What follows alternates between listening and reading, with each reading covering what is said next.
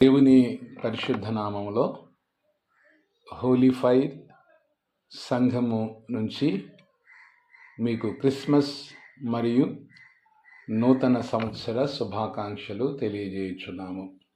బాగున్నారా? ప్రభునందు ప్రియమైన వారులారా, దేవుని మహాకృపను బట్టి బైబిల్లో నుంచి కొన్ని సంగతులను నేర్చుకుందాం. 103వ కీర్తన 5వ వచనంలో ఇలా వ్రాయబడింది: పక్షిరాజు యవ్వనము వలె నీ యవ్వనము క్రొత్తదగుచుండునట్లు మేలుతో నీ హృదయమును తృప్తిపరచుచున్నాను. హల్లెలూయా. ఇక్కడ పక్షిరాజు మనకి కనిపిస్తూ ఉంది. పక్షిరాజు అంటే ఎవరు? గ్రద్దలో మనం నేర్చుకోవలసినటువంటి విషయాలు చాలా ఉన్నాయి. అది పక్షి జాతికి సంబంధించిందే, కానీ అన్ని పక్షుల్లాగా ఆ పక్షి ఉండదు.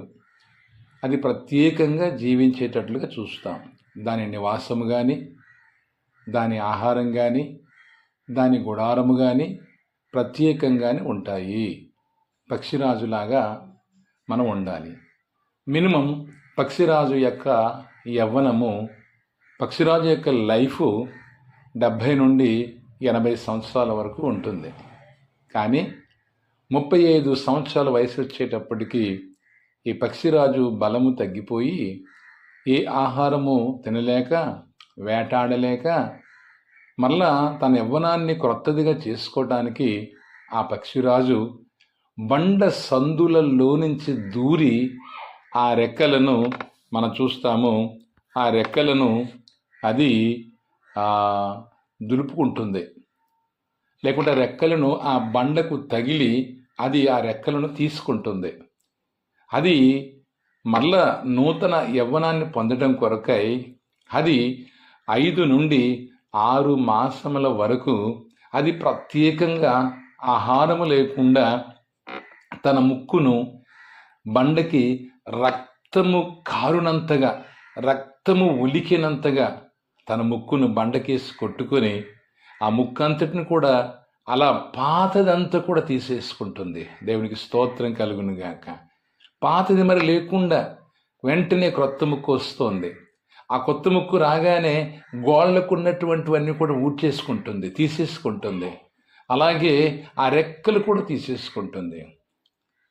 ప్రియులారా, 5-6 మాసాలు ప్రత్యేకంగా ఉండి ఆ పాతవన్నీ తీసుకొని మరలా క్రొత్త జీవితాన్ని ఆరంభిస్తుంది.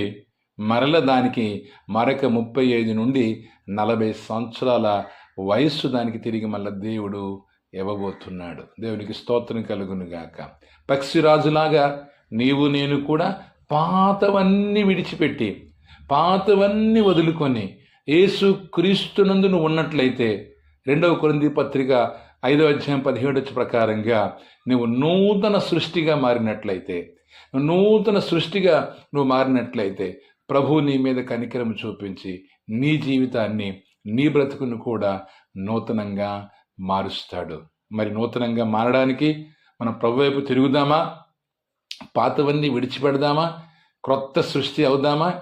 కొత్తగా మారిపోదామా? మన మనసులో దేవునికి చోటిద్దామా? వాక్యానుసారంగా నడుచుకుందామా?